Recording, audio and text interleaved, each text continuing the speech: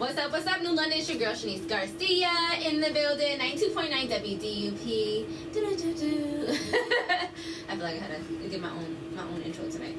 But I got a special friend and a guest of the night, Miles Daniels. Yes. Hello. And I'm here to talk about community level up.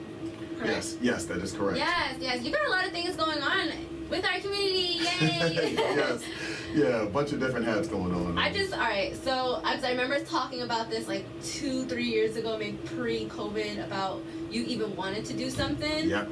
So let's just go back. Let's talk about like actually starting, just the idea of wanting to get involved. God, I would say it started from working in the school system. So like, we always, if you're listening to this and work in the schools, we get them positions like those behavior interventionists or something of that nature. I kind of tend to call it a black gladiator. So what it is a lot of times we in school playing band-aids on situations, but not really getting to the root of the problem and fixing it. So seeing that there was a lack of like education and leadership in the extracurricular part of our community, so after school, while being in the school systems, led to kind of community level up. So we officially put our paperwork in, and when I say we, it's myself and Tim Allen, my partner.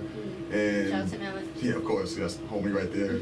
Just seen him at the dance. We was just over at Nathan Hill with our kids for Love and Kindness dance. Just came back from that. Shout out to Mama Daniels too. Appreciate it. So that's my friend. Yes, good person. So we around 2018 January is when we put the paperwork in. The crazy thing about the nonprofit world, though, it's not like you want to do a nonprofit and you put your paperwork in. Yeah, it's like the hardest thing in the world. It's crazy, and there's like, for the people that know it, you can do the 1023, which is like a 40-page document, or you can do the 1023 Easy, which is like a 2-page document.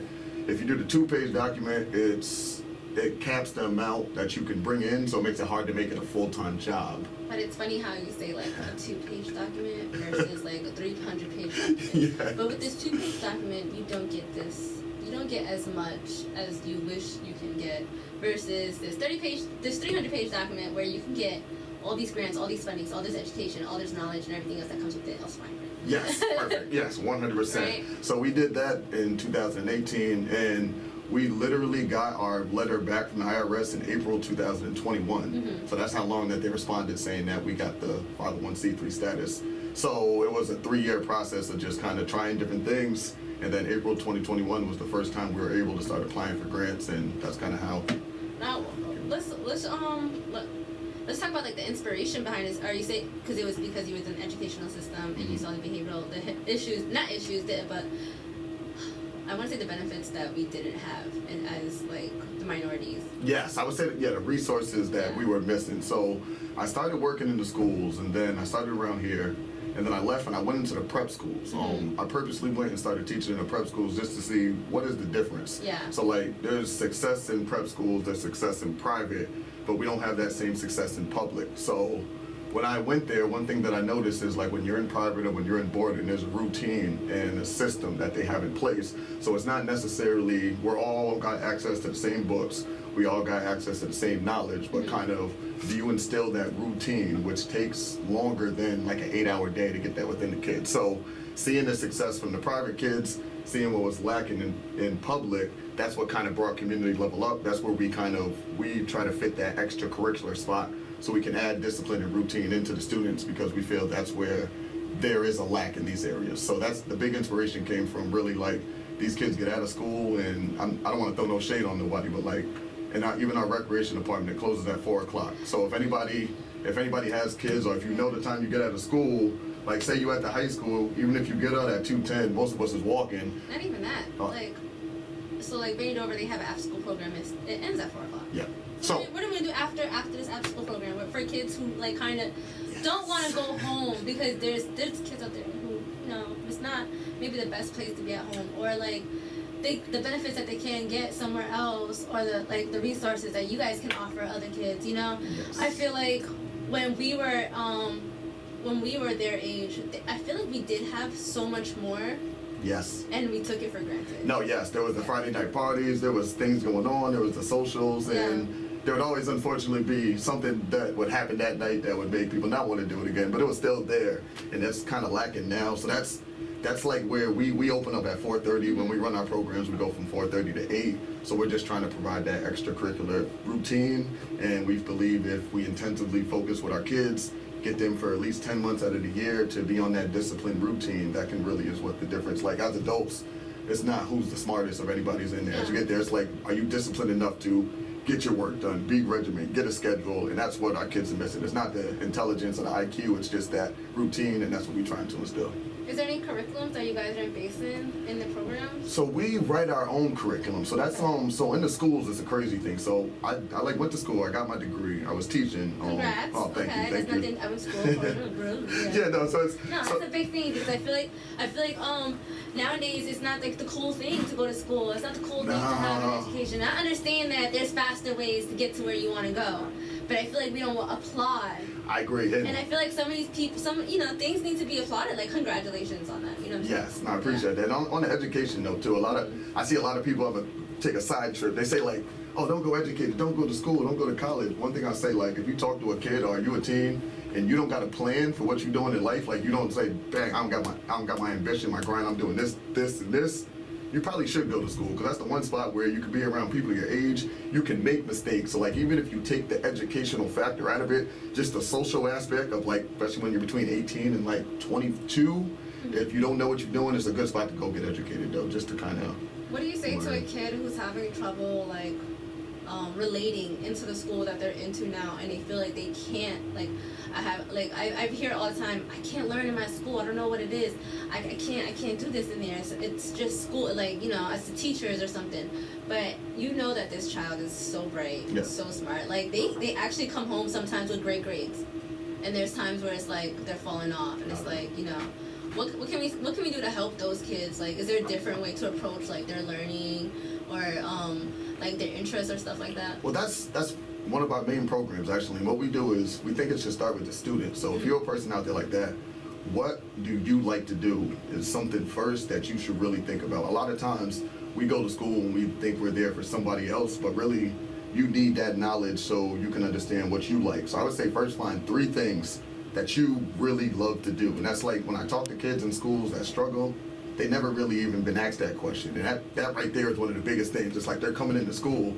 and they don't even understand why they're there. They think that school is so you can learn the Pythagorean theorem, so you can learn about what Rome did and all that. But realistically, school prepares you to give you the tools to then chase your dream. So like in school, if you got to write a research paper, the whole thing behind the research paper is you learning to do research and then get that knowledge out there in a professional way so you can articulate whatever you want to get across. It don't matter what the research paper is on. So first, it's kind of like kids learning how to do it. Yeah, learning yes, and that's so we get caught up in that, like, hey, I know how to read. Yes. I don't know this, but I know how to get the answer. Yes. You know? Yeah, we get so caught up on like, oh, I don't believe in the school in this, or I'd say like Christopher Columbus, I don't believe in him, so people are going to teach me that. But it's like, if we flip their mindset, it's like, okay, you learn how to do the research, and then you go take that research, find out why what they're teaching you is actually wrong. Mm-hmm. Now you got yourself argument, you can get yourself behind something. So I would say first start off with things that you like, and then from there, look at things that you're good at. Okay. And then hopefully, if you have a good mentor in your life, usually something that you like and something that you're good at kind of cross paths. Mm-hmm. And then once you can kind of cross paths with those two, you can relate what that happens to be to school, why it's important, why you need to learn it though. So that would be my starting point. Hey, I got a good question. You know, you hear about on a national stage, but like locally, you know, there's a big conflict about CRT, whatever. Like, is that prevalent here? Is there pushback? Is there like kind of issues with that out here? Critical race theory? It depended on how deep you look into it though. So like I look, the activists I say put a lot into that. I consider myself more on the education side. So critical. Oh, go ahead. I want to say yes and no, but nepotism as well in this town, like not in our community. It's bad. I don't want to. I mean, it's bad to say, but yeah, there's a lot of people that have families out here, so it's like, oh, I'm well connected. Well, this person and this because you know their family. I don't know if I'm going off on. No, it's we all know how the city is, but with CRT, I would say it's there, but like I look at like racism, anything with that. I grew up and you guys grew up with me, I knew it was there. Like it wasn't no secret. So like I look more like we gotta equip our people to prepare and deal with it. Not like if we're just, and I ain't trying to throw shade at nobody, but if we're just blasting, not a fair shot that way, or I'm not getting this because of that. These kids just think like, oh, this is against me because of this, but they don't have the skills to then develop something, create ownership. That's where their lack is though. So I don't really get that deep into that. I just try to educate as many people as possible so that that's not even an issue to where like if we create ownership then. I feel like we live in a time where it's like if you go to the left of your street, you're in like, oh my gosh. If you go to the right of the street, you're in like, oh my gosh. So it's like you got the best of both worlds and you can choose paths or you can just blend them together and learn how to, progress through the way and things like that. Especially like, I want to say like your program so far. I've seen a video with a little girl and she was saying, "Oh yes, yeah, that was adorable." That's Ryan Martian Foundation. Yeah, I appreciate so I do want to dive into your program because we're talking a lot about the kids and their education. And I love that, but this like teaching more of your kids like about just fundamental things and finances. Yes. I think that is amazing. Yes, I think right now that's because of the way the world is turning around. Especially, I was talking about taxes before we got into here. I was like, oh my god, this is crazy. Yes. But teaching your kids more like about values and stuff like that, because I remember in high school we had a living on your own class. Mm-hmm. Shout out to Miss Klorzik. Oh, Lynn Klorzik, that's the homie right there. Yes, I don't know what she is in life, but you are amazing. Because I really remember things from that class. Nah, she was good people. She cared about the kids. Like we had a class like that, and it kind of helped us like learn how to like get a bank account, save money. Like I was working at 14 in college. Like she helped me get a job in college. Yes, and, she was good. And it was just like at 14 years old, she was like, "Girl, you gotta save your money, save your money. Let me show you." And I remember like, and now like kids don't have that, and no type of schools, no programs, and just to showing like how to break down a tax bracket for children, like that's amazing. So let's talk about that. Let's talk about what's instilling into your programs and what are you and Tim Allen doing with these kids.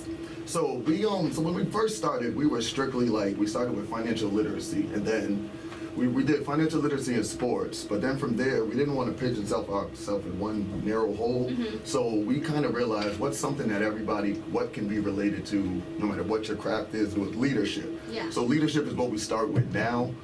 We have a financial literacy course that's part of it. We have a program called PLAN, which is called Producing Leaders Around Nations. We believe that every kid 15 and above should have a resume, a stock portfolio, and a business plan. So things that's not out there. Like a lot of people don't, like I say in our community, if you find a person that's selling drugs and that person doesn't know what the stock market is, that person should be educated on that because you can flip and make more money legally that way and you're not taking the risk of going to jail. So it's like sometimes we doing things because we don't know what's out there. Yeah. If you don't got yourself a resume, it's like in this world, you're going to come across somebody that can help you at some point in time. You're going to get one first impression when you meet that person. If you're prepared for that opportunity, then you can take advantage of it. But if you get that opportunity and then like you're like, oh, I'm not sure, but I gotta put it together, it's like you're never gonna get that chance again. So you should always know. I've had a resume built, like I said, since I can remember. I got a cheat code for y'all though. Out there, for our listeners out here, hey yo, you probably put your resume together and it probably don't look right.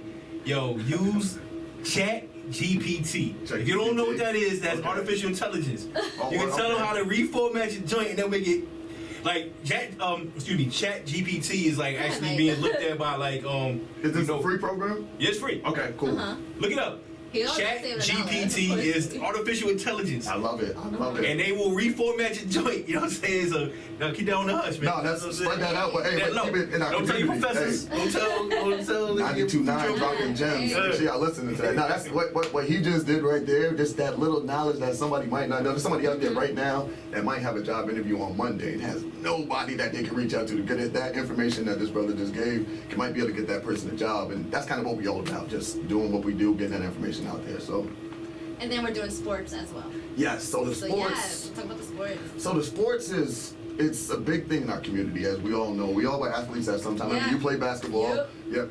Basketball. Yes. I think everyone dabbled in a little bit of everything. Yeah, no, you track. Yep. Okay. Football. So we all did sports, and that was kind of almost like our first love, like in New London and a lot of urban communities. I remember we used to be out in Jennings, Bartlett. That was crazy. Wow. I would say if we used to go back now, you probably could remember coaches impact more than teachers, and that's not no shade of more than principals, more than theirs, more than anything. So that's why I get into sports, is because I realize like coach has a power. Like when you get the name of coach, that's like you got a high title. In urban communities, you're held up there. I think we have the greatest coaches of all time. So shout out to the early 2000s. Like the 2000s is untouchable. Like no, they're still doing it. Sorry. They're still. It's no. Shout out to the Whalers today. The girls Whalers and the boys Whalers. New London High School, y'all are crazy. Yes. Y'all are on fire, yo. Matter of fact, yeah, I recant that. You guys, listen, y'all are doing your thing right now. I think we're going to state now. They're going to state. Yeah, so the girls won the ECCs. The boys, I went to see them last night. They had a game tonight. No, last Watford? night. Was it last night? They play tomorrow. So tomorrow they got the Fitch High School at Waterford. Yeah. And then they beat up on East Line pretty good last night too. So we hope for that match at Mohegan Sun, St. Bernard's versus London. My nephew on there, big up Amari Marshall. You know, they both two teams. So I be torn, like y'all be that family. So y'all root for St. Bernard. Well, I'm the London all day. I just want to see a good game. They both got two tough matchups though that they can't look past. That's like New London versus New London. And the kids that are playing are like alumni's children. Yeah, so it's like so crazy. That's crazy. You got Tyson Willer's son playing, you know what I mean? Baby Tyson. Trevell Good. You know what I mean? You got Gino, he played ball. Gino, little action, he's balling. He's putting in work, man. He's putting in work. He's doing well. These boys work hard, and what I love seeing is there's multiple talent on multiple teams, and that's what kids need to get recruited. Oh yes. Shout out to Mike Morgan real quick. We gotta give a quick shout out to Mike Morgan. Board member for Community Level Up, Mike Morgan. So yes, he's part of our board. So he's another member on it. But Mike is doing a big out legend. Yes, so he's doing big things. And so like, all right. So you guys picked your team. Is this like a rec team? So we mainly do basketball and track as our main sports. Now, if you're above the age of 10, you have to commit to our Preparation for Life mentoring program. What that is a program where you meet with us 3 days out of the week, Mondays, Wednesdays, and Sundays. Sunday is our study hall, Mondays and Wednesdays is our leadership education and practices, and then Tuesdays and Thursdays, I check in with you during the school day to make sure everything's set. So it turns into a total of 16 meetings about a month. Are you traveling to different schools? Yes. Yes, so what happens is you sign up with us, and then there's a form that you can release information to me. I then go to the school. I'm able to see what's going on with your kids. So then say like if Timmy was in high school and things ain't going well before he goes completely off the rail, I can try to go in there and try to help him out. So I've been working with Mr. Clark at the high school a lot. And then we're just slowly making connections. Yeah, Mr. Clark is a good dude. So he's been helping out a lot. Mr. Mahan, another one I was talking to him last night. Yes, so there's some good people in there. So if you're over 10, you have to do our mentoring program or you can't play sports with us. Like a staple in high school. Shout out to Mrs. Mahan too. She's over at Adult Ed. Yes, so they're, as far as education in New London between Adult Ed and high school, they're doing well. So anybody above 10 has to do our full mentoring program because like one thing I've seen, I used to coach and teach at St. Thomas More, where like I'm fortunate enough to be around a very high level of basketball. And we have high-level athletes here, and I think people think that the reason why they're not getting recruited is because of their athletic ability, when that's the farthest thing from the truth. It's other things that they're lacking. They're lacking that discipline. They're lacking that structure. They're lacking on those things. So, like, the reason why I make them commit to the program if you're over 10 is because I want to instill all those other things, that leadership and education in you, because you need to be the total package when you're getting recruited at the highest level. Especially for D1 schools. Yeah, yes, because like you got to look at no matter what your sport is. If I'm a D1 coach, if I bring you in and you come in with some BS and getting stuff right, that's my job. My family don't eat no more. So like no matter how good of an athlete you are, if your grades ain't right, if all these other, you're not a leader, you're bringing negative things to a campus, that right there alone is going to get you not recruited though. So I'm trying to instill that in these kids. And if you're under 10, we don't require that commitment, but we instill our leadership and education into our programs, though. So, like, in our sports program. Yes. So, you're at St. Thomas More. Like, when I first heard that you was over there coaching at T Moore, I was like, yo, that's dope. I was like, but I was just like, yo, I'm not saying you ain't had no game or nothing, but it's just like, how you get the basketball job, you know what I mean? So basketball wasn't my sport. One thing what happened is, Lou was the AD. He brought me in to help with football, so I played football. The JV job was open at St. Thomas More. So you talking about Lou Allen was the AD? You was the AD? No, Lou Allen Jr. was the AD at St. Thomas More. Yeah, so he was different. So he was there AD and the head coach of football. That's dope. I volunteered 1 year to help, and then they brought me in to teach. So now one thing about St. Thomas More in prep, you don't get paid to coach. You get paid to teach. So I came and I taught Algebra 2 there, so I was a teacher. I took the JV job at first. Now I'm an open book. I believe, and I have no ego. I believe I can learn whatever though. So when I come into coaching, Now, if anybody knows basketball, Jerry Quinn is one of the best dudes. He's up in the Hall of Fame right now. Oh, yeah, So absolutely. So he was also a math dude. So I got a chance to sit with this dude for 2 years. Is he still there? Yeah, he's still there now. Yeah, Jerry, now, Yeah, man. Jerry Crenshaw recruit Lee. Jerry's a good dude, man. He's got Shout out to that. Lee Mitchell. Yeah, Lee Lee Mitchell Mitchell, wait. was nice, yeah. So I got to learn from him, and then one thing I did JV. At the end of the year, he was coming to me in practice, and he's a good dude that really want to teach. Like, yo, I like what you run. They let us scrimmage with the varsity team. We actually let them beat in the varsity, and then they gave me an opportunity with varsity, and then we ended up winning the league. So I wasn't a product. I'm not the type of dude that's gonna go out there and be like, yo, my game was this, so I can teach you that. I'm more like, I look at you and I get the best out of what you got, and as a team, I find a way to get you your best, whatever your best skill set is, and us as a team put you in opportunity. So How many pros you coach against? Because like that's another thing, another cheat code for New London, right? Yeah. The area, New London County. Like there's a lot of like future D1 players and NBA players showing up in myville or Uncasville to play T-Moore. You know what I'm saying? Like a lot of people don't go to those games. No, it's free. It's crazy. It's free. All that. Yeah, they got right now kid Tyler Betsay, man. He's 6'8", 2 guard. He got offers from UConn, Duke, Michigan State. I take my kids up there all the time to check it out. It's the best ball you can watch. Kids, like I feel like we don't get it. Like, all right, so a kid wants to play basketball. Okay, why you want to play basketball? What do you know about basketball? Mm-hmm. Have you ever watched the game? Take your kids to these games out of state, out of everywhere. Take them to a college basketball game. Yes, take them to Mitchell, take them to Con. Like honestly, like if you don't like.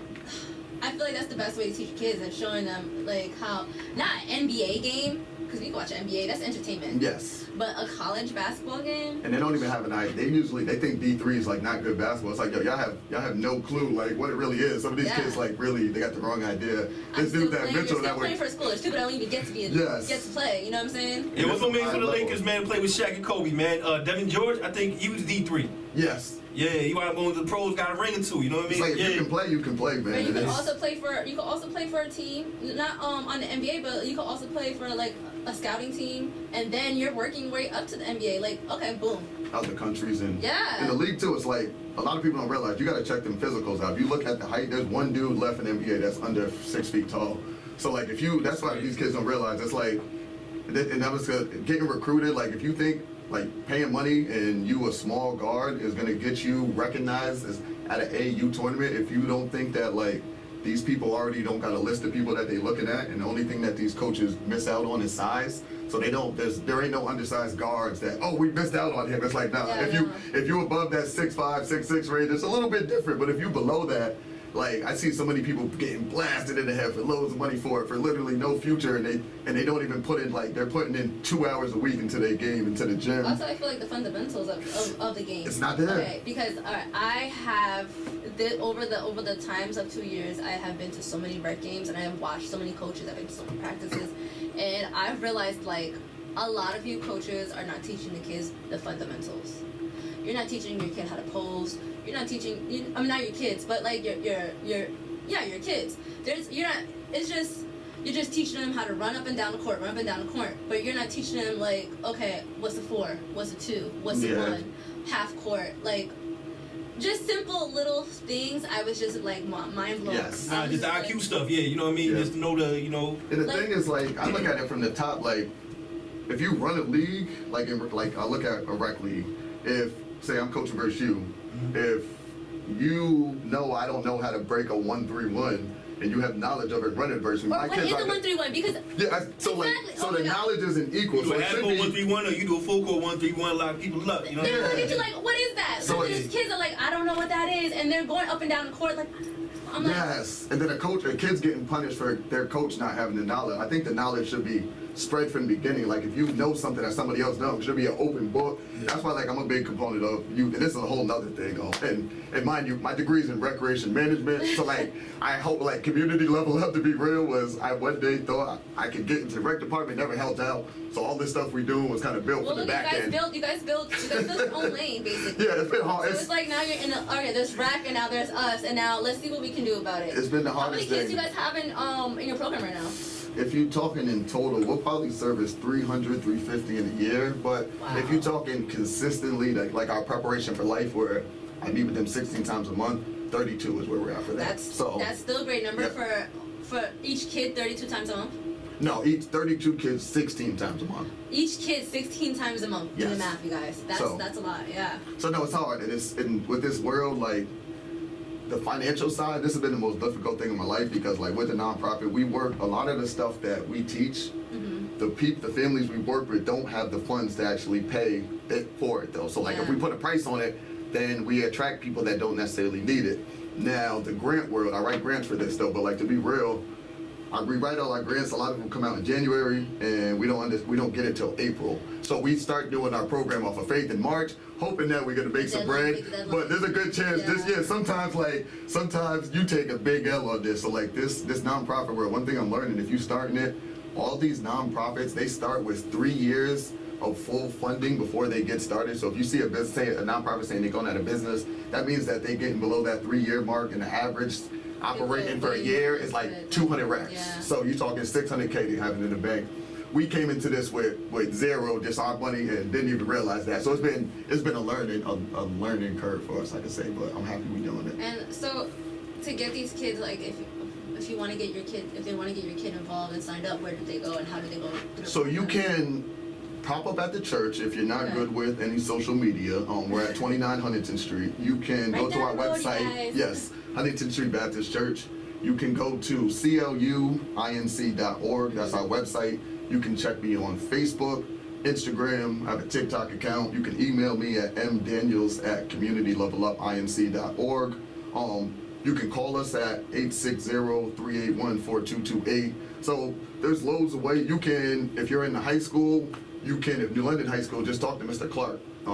He can't share anybody's name with me, but if a kid comes to him and requests us, I can come in and then can meet with them though. So it can't be something he can set up outside. Yeah. We're trying to get that same kind of relationship with multiple schools. So so if you just search or just Google Community Level Up, it'll come up ways that you can find us. And I'm always at the church Mondays, Wednesdays, and Sundays when I'm running my programs. Tuesdays, Thursdays, I'm going to the different schools and doing What's your things. favorite thing about this program that you're creating? My favorite thing is just to hopefully I'll tell the kids that I won't have a job in 10 years because the next person we're developing right now is going to do it way better than we could. So developing the next leader, creating ownership for these kids, because like a lot of times, like even in New London, we got so much talent. Like I love this station. Like this station creates ownership here. It's like we have all these artists, and it's bringing something that's here. Like I'm gonna bring it to basketball. We talk basketball and stuff. We don't even have a set tournament or something that's just here that we do consistently that keeps money in. We spend all this money and put it out in other places. Yes, like we have enough talent to have something similar to kind of like a record to build here, but we don't put that ownership into here. We always think like we got to go out and get it. And the same thing kind of happens. How do you think we can change that? I think it has to come from here. So I think what's happening, like even in the schools.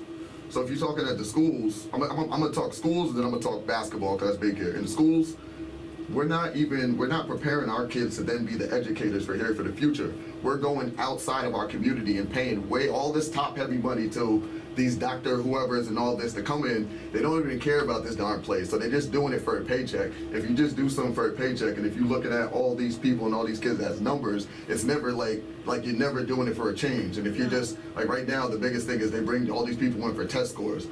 Test scores, like if you look at some of the highest institutions, like an example, I work at the Williams School now. What the Williams School does, which is crazy, it's hard, is they'll get to know their kids big time freshman and sophomore year. And then, like say if you was there, and say if you wasn't the best in science, but you were fantastic and excelled in math, they build classes around what your they build classes around what your strengths are. So they're going to challenge you in math, but they're not going to force you to take that highest level science because you're not going to succeed that way.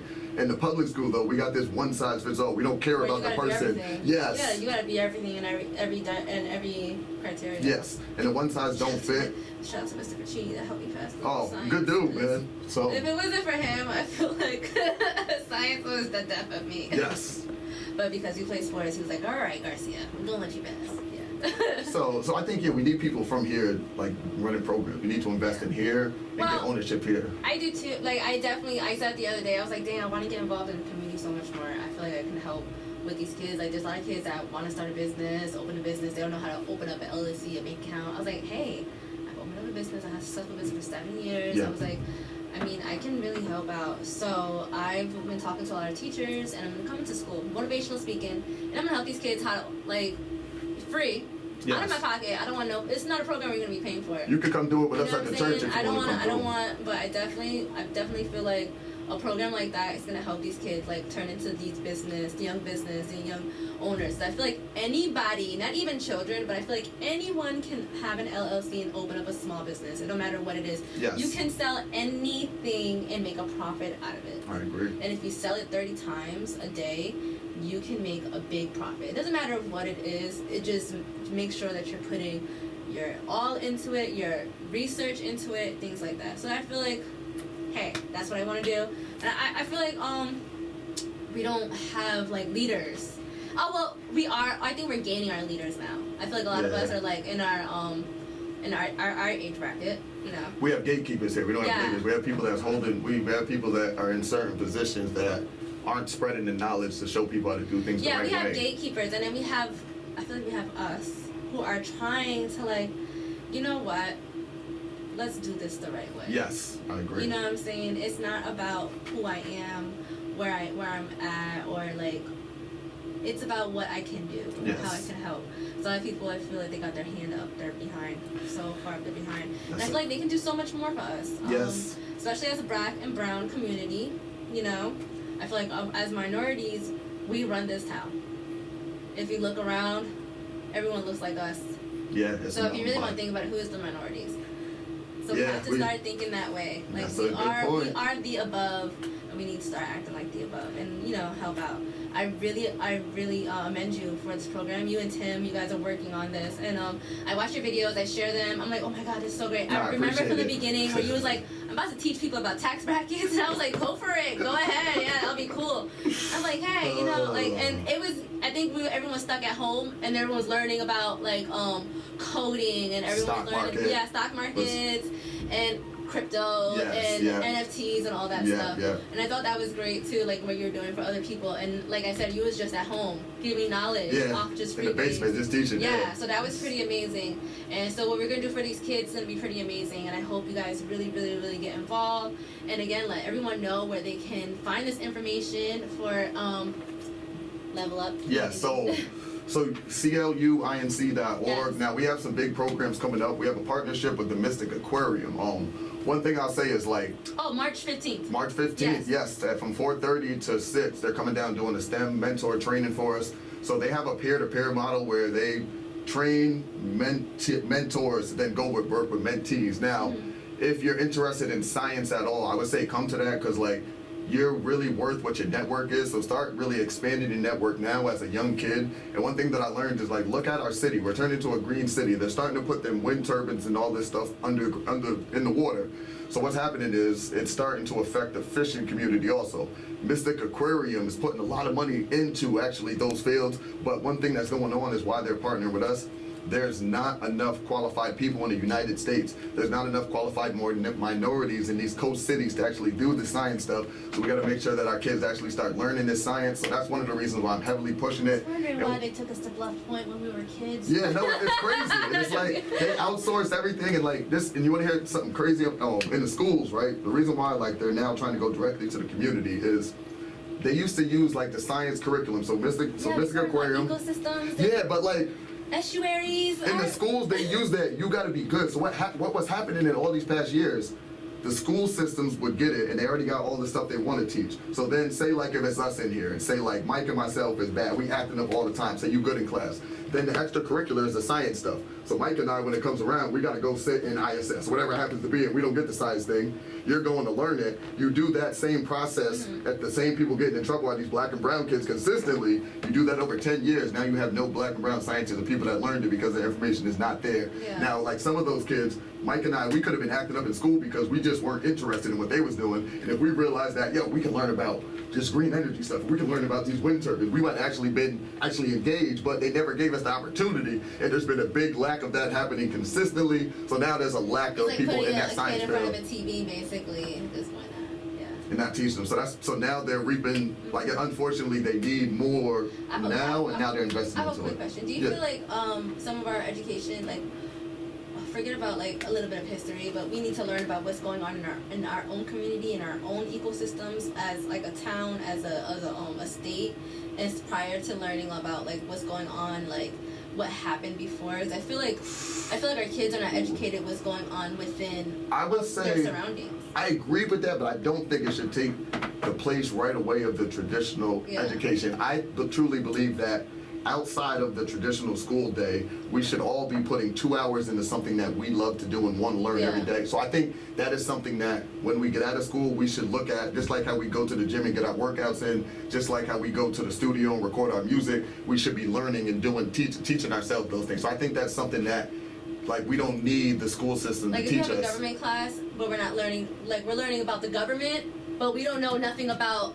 the state of Connecticut. Yes. Like, you know what I'm saying? Like things like that. I think that's stuff that we, like, when you learn dig deep, I think it's important, but I don't think that's going to come from the school systems. Yeah. I think that as a community, us as parents, us as educators, us as leaders, that's something that we just got to push. Like a lot of times, like one of the things that helps me do what I do, when I was younger, they said, yo, this is a quote that, and it still rings true to this day, however unfortunate, you want to keep something from a minority kid, put it inside of a book, because they're not going to read it anyway. And that's a mindset of people around this world. So I'm like, we got to change that right there of like, why is it not cool to get knowledge? Why does knowledge have to only come? They think books are cool. I love it. It should be like that. They think books are cool. We got book collections. That's how it should be. Yo, even tell them listen to an audio book. You know what I'm saying? Reading is acquiring knowledge. Audio books, however you get that knowledge. But it's like in school, we like, a lot of, like, even me growing up, I know a lot of people around me, it's like reading that. What's the point of that damn thing? Then it's like, yo, like, the reason why we got this nonprofit was from me reading a book and learning about the stock market and then to spread knowledge. Like, I got more from a book than I did from, like, reading all the stuff in school. So, like, education isn't what they teach you in school. Education is you wanting that desire and that knowledge to learn something and then strive to be the best 5% at whatever that happens to be. So, hey, yo, big up Kwame Brown, man. But like, yo, you ever watch his joints? You always talk about coding. You know what I mean? Like, do you guys offer that, or are there any? Is there any curriculum at New London right now or surrounding schools that are actually kind of offer like? I can't say for sure that there is. I don't know for sure if there is. I think it's important, but it's deeper than just like coding. Like it's deeper than just learning coding. It's kind of like you got to learn Java. You got to learn all this other stuff with it. I think it should be out there, but it's not. And I didn't do full research on that to fully knock people. But I think it is important. But I think it's something that the school systems are so overwhelmed that it's not going to get added anytime soon. It's like, you know how they introduced the computer to us, and they slowly introduced it to us, and we learned how to do the keyboards without looking at it. They do the home roll. I still know it to this day. I'm like they slowly have to introduce things like that into like the education, like slowly put it out there, so that way when it gets like they can do it themselves instead of paying someone else to do it. Like I don't really agree with our curriculum and our education system, because I feel like it failed a lot of kids. And when I speak to a lot of kids, like they feel so depressed about it, and I'm like, it's okay, you're gonna get through it, because I've gotten through it, and I felt the same way. I didn't think I was gonna get through it, but I did. It couldn't be that hard. And then one thing is, like, I don't know why these kids don't get homework. Yeah, they don't. Yeah, I don't. I'm like, what the? Oh, they don't get homework? No, they don't. Well, it depends on where you are. It's New London, they don't. New London High School don't get no homework. And that's why, like, I think you have to instill your kids for 2 hours. Even the Vandover don't get no homework. RMS don't get no homework. Nope. That's crazy. These schools don't get no homework. New London public schools. I would like to see some homework though. Yeah. Yeah, you said now when you was a kid you were trying to do that. Yeah, no, but honestly, it made me into a better person, because I stood at home. I remembered a lot of things that I wrote down.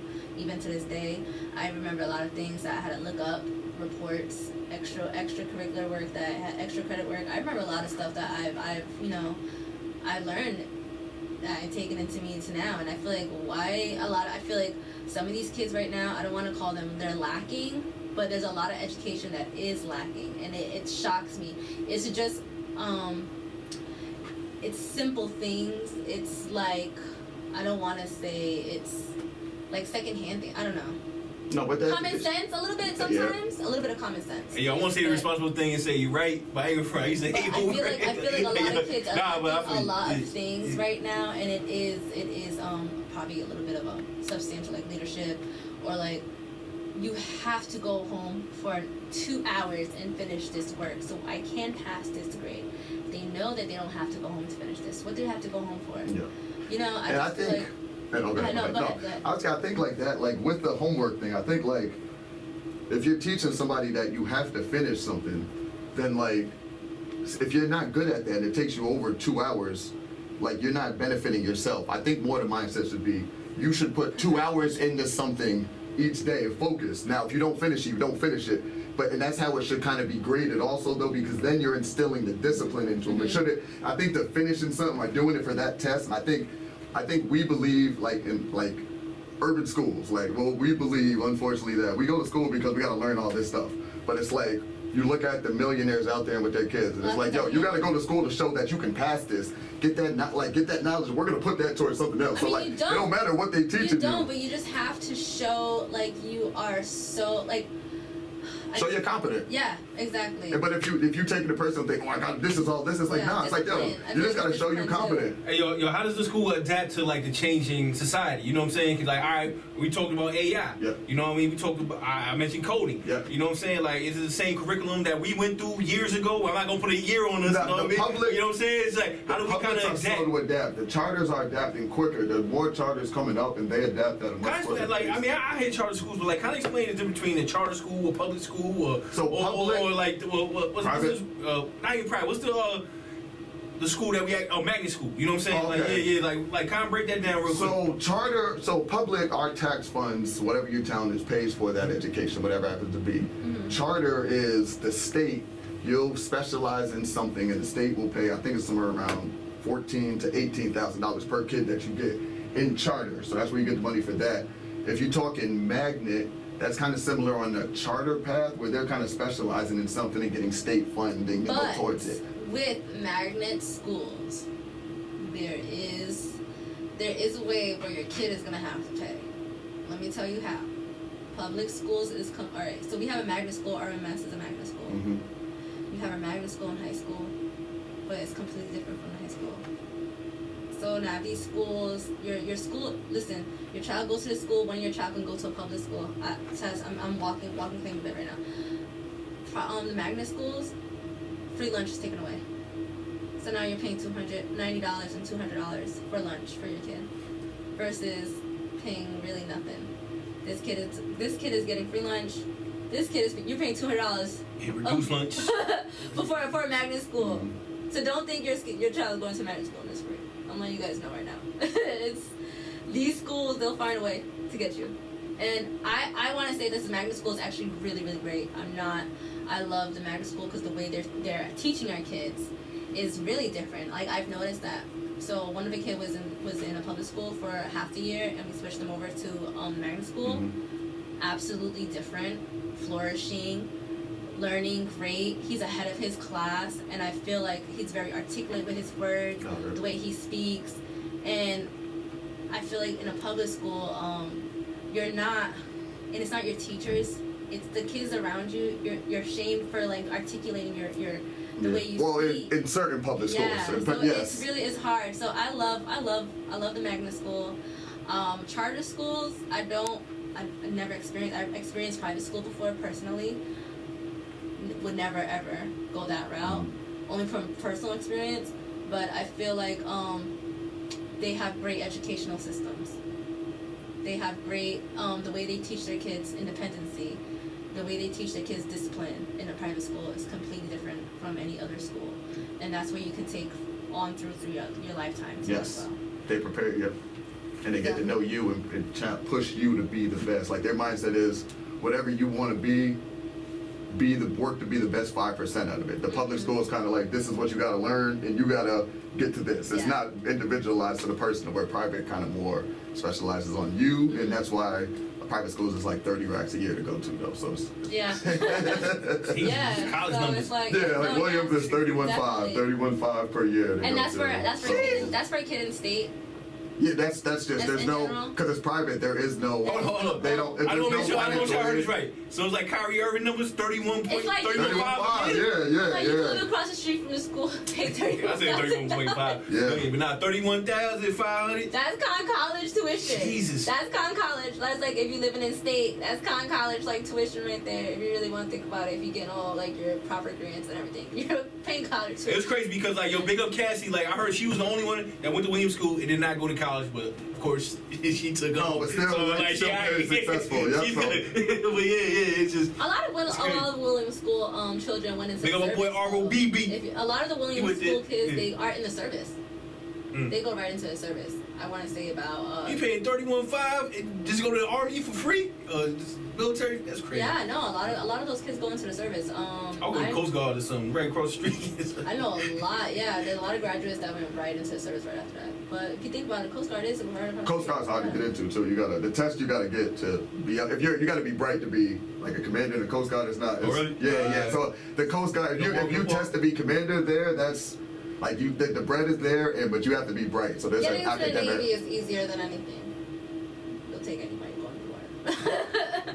I'm just joking. Just joking. Don't kill me. But shout to everyone who's out there running a good fight. Yeah. Shout out to you, Or Mike big up to some base Daniels. across the Yeah. water, right across the bridge. You know Shout what out I'm to you for Right. doing everything that you are doing in the community. I really appreciate it, and I'm always watching. I'm always willing to share, and I definitely hope and I want to see like your numbers double in kids. I want to see where you Yeah. guys gonna go from there. Like We'll see. it's gonna be great. Do you plan on moving out from the venue that you're now location? It's in time, yes. But one thing I say is we first started on State Street, and Okay. I spent a good amount of money there because we didn't get Yeah. any grants that year, so that came out of my pocket. So one thing I realized is to sustain in this world, especially like the stuff we're teaching, the unfortunate part, there's a system out there, and like we struggle to get funded in certain places. But I think a lot of the stuff that we teach, and a lot of Why people is don't it? want. Why is it? Is I mean, the if you- elephant in the room? I would say if we look at our city, look at who's funded, and then look at who runs it, and then look at what their affiliation is. I'm not gonna go any deeper than that. Nepotism. But one thing I say is like it's in the world around here at least, we fund the people that are great at putting together something on paper.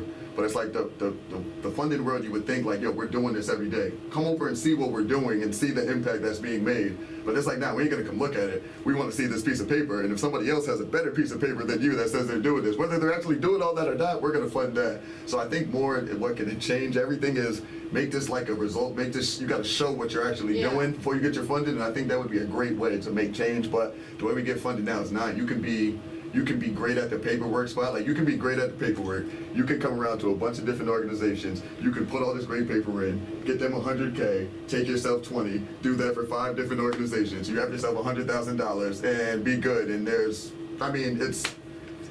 so I mean, we keep doing the work. We keep striving. I'm learning each year, so I think I'll get better at the grant stuff, but it's hard. And Well,